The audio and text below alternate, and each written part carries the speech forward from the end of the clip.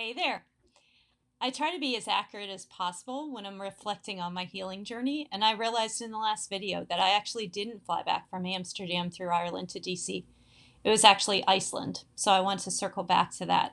I always find cheap fares from the US to either Dublin or Iceland, and then the tickets to anywhere from those bases are way cheaper to anywhere in Europe. All right, so the rest of the story is accurate, my bad.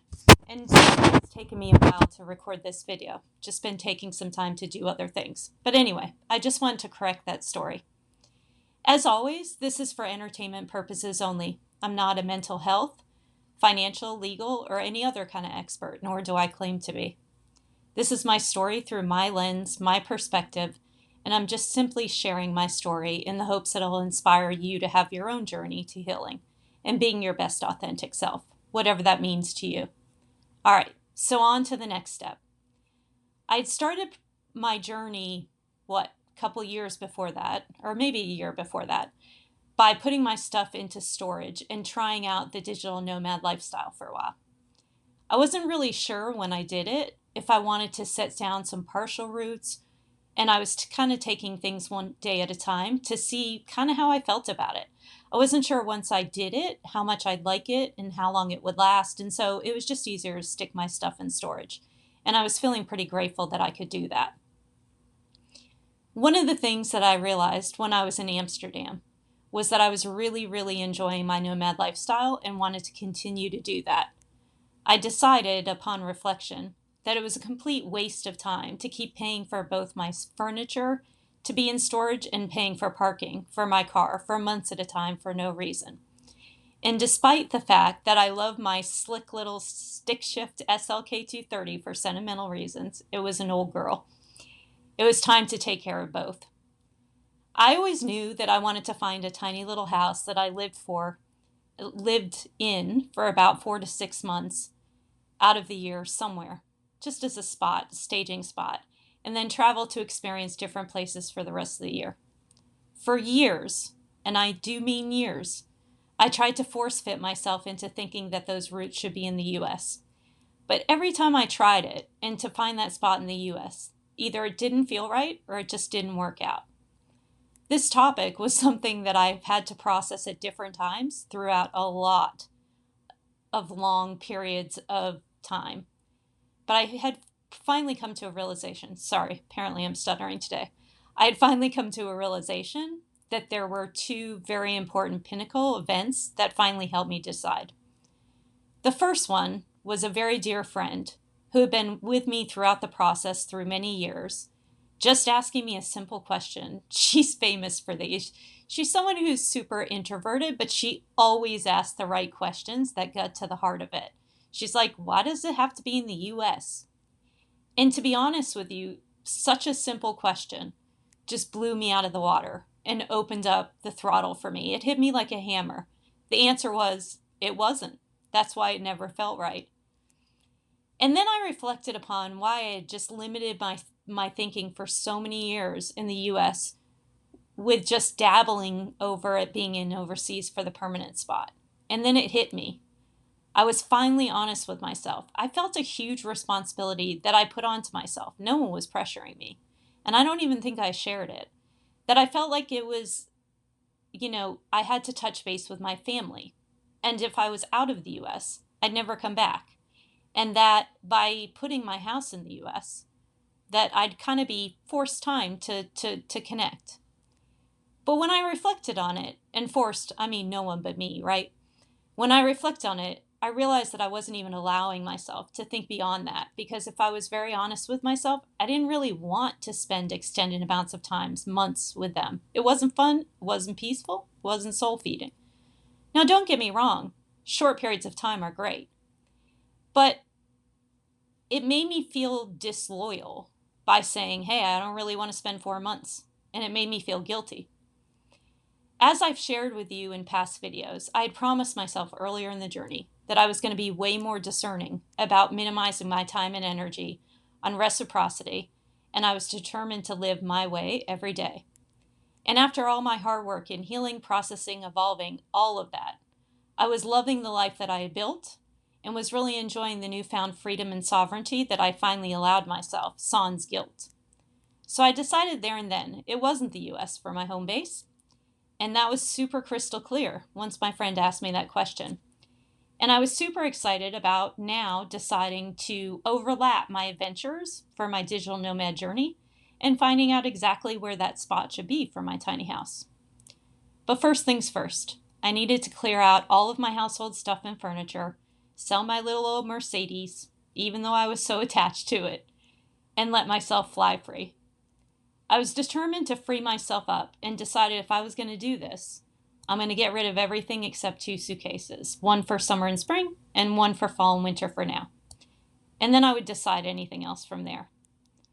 I was super excited, called that same friend that I was just talking about, who lived a couple hours away from my storage unit, and asked if I could stay for a couple days to take care of my tasks.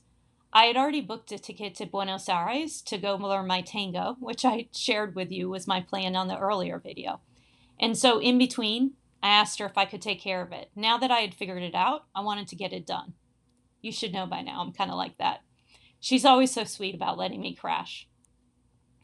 And because I needed to clean out my storage unit and needed lots of space in the car, I left my little convertible at her house and rented an SUV. Determined to handle the cleaning out of stuff for my 2-bedroom house in one day. I had a plan. Well, at least best laid plans, right? I had gotten in touch with a great little place that sold furniture secondhand and was trying to coordinate them meeting me at the storage unit. All my pieces were meticulously picked out over many years. I had super eclectic tastes and was super picky about getting each one of them after so many years earlier of just buying cheap shit that was functional. I had picked them out one by one. Each piece, like my master bedroom with a high column princess bed with saddlebag stools from Saudi to get into it, or the leather round bed for the guest bed that always raised eyebrows because it looked like from a 70s porn set, or my paintings that were actually my own photography and framed poetry that was my own, that no one really knew were mine, or the antique whiskey barrel that I actually found and meticulously worked on to turn into a counter. You know, all of those things. Oh, I forgot one last thing. There's so many things. But I actually still had knickknacks from all over the world. And one of them was a coffee table from my first love. I talked about him in an earlier video. That he had handcrafted his first piece of furniture for me. And while it wasn't beautiful, it was pretty amazing for a first piece. It was a coffee table. And it just brought back good memories because I remember going to my MBA class and walking out the door and he was carrying in a full tree stump and I kind of thought he lost his mind. But I'm like, all right, well, enjoy while I go to my MBA classes. And I came back and it was a coffee table, proving my ass wrong. Or the couch that my friends tease me so mercilessly about being like the 3 little bears in the nursery rhyme because I'm so picky about being comfy on a couch. Deep, comfy, huge. I probably went through like 7 couches. All the other pieces were immediate, but the couch, that took work. I like to be able to lay down on it with, my big burly people that I'm dating and be comfy and, couches are important. In short, every piece in my house really meant something to me. It was hard-earned money and heart that had acquired every single piece over several years. Sorry about that. My alarm was going off. I forgot I'd said it. Now, as I told you, I don't edit these videos. So bear with me, my professional videoing. So again, in short, every piece in my house really meant something to me. It was my hard-earned money. But more importantly, it was my heart that had acquired every single piece that was completely me throughout many years, actually. And every single thing wasn't just, from some furniture store. It was things that meant something. Over my several hour drive to the storage unit, I wondered how I'd feel about letting it all go, and would it be emotional? Because it was so sentimental, and it was such a piece of me. I was never been a big stuff girl, but I was super sentimental. So when I got to my unit, the secondhand store told me that they couldn't meet me there for a few days. and my plane ticket was already booked, as I had shared, so that wouldn't work for me. So I thanked him, told him that I might ask my sister to coordinate with them, and I knew she'd be up for a free flight to Tampa. Well, at least I assumed she would. And hung up a little deflated. Maybe my last minute planning wouldn't be as easy as I thought now that I had made up my determination. So I sat there for a few minutes. As usual, the universe hit me with some intuitive thoughts. I started looking up women's shelters and nonprofits that were in the area near my storage unit, and there were lots right near me. It wasn't the greatest part of town. So for a few minutes, I had some angst about needing the money that would come from selling everything, that I could really use it. So I took some time to process that. And in the end, I decided to leave my princess bed and one other piece of furniture for the sale, and the rest was going to be given away. Once I decided that, I felt a surge of energy. It was completely true to what I wanted to do. And I literally spent the entire day loading up the SUV with different loads of my stuff by myself and donating this stuff to all sorts of different groups. Every time I drove up to drop off the stuff to the groups, the smiles and gratitude on their faces made me know that I made the right decision.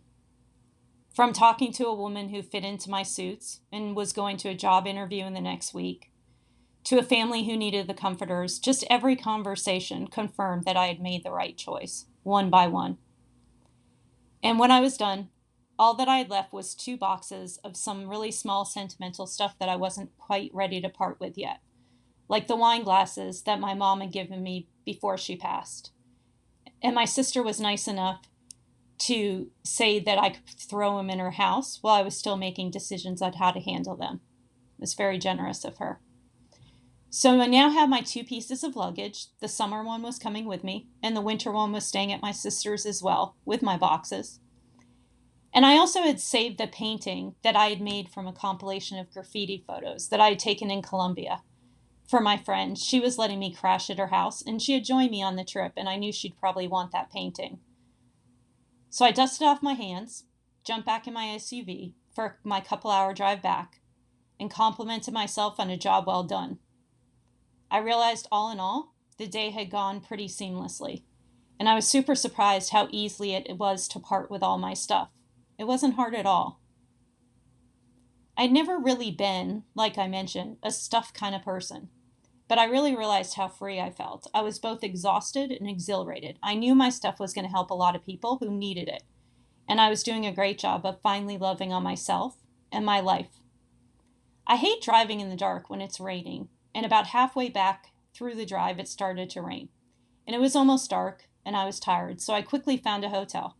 Can't remember if it was La Quinta or something equivalent, and decided to stay overnight and drive the rest in the morning. Plus, it had a Cracker Barrel next door, and I was starving because I've been running all day. I called my friend, let her know I would be back the next day, and I stopped at the hotel. I walked over to the Cracker Barrel and grabbed food to go. All the way back, in the middle of my walk back into the hotel with my food, it was a hallway down a really long hallway from the Cracker Barrel to the elevator, and you'll see why this is relevant. All of a sudden, I got a message in my head from the universe to stop and look up and just stay there. When I looked up, I actually saw a guy that was following me, that I thought was following me, and he was going into the elevator, and he was in full garb, and so I just kind of hid.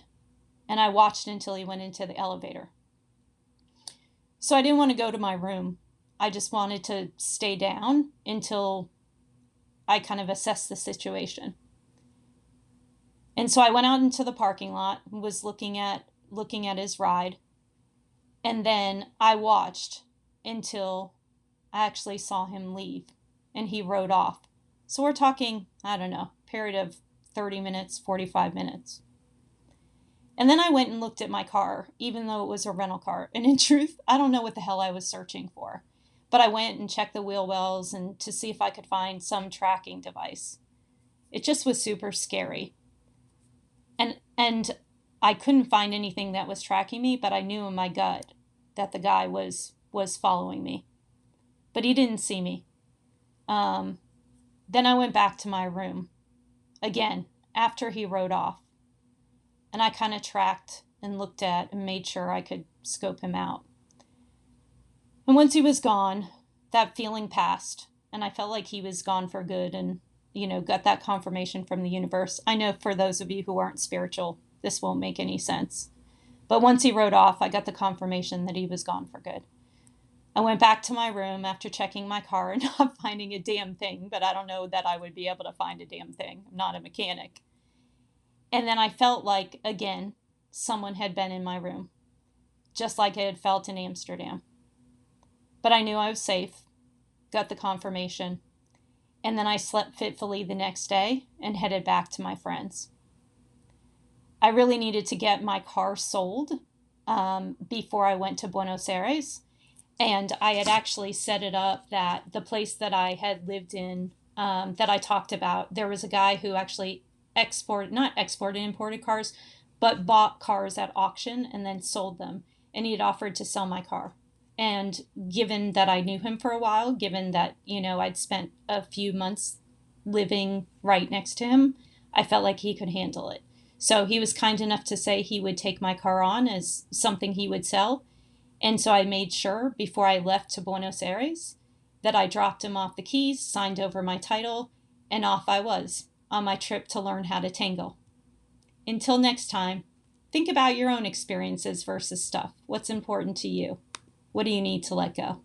Take care. Have a great day.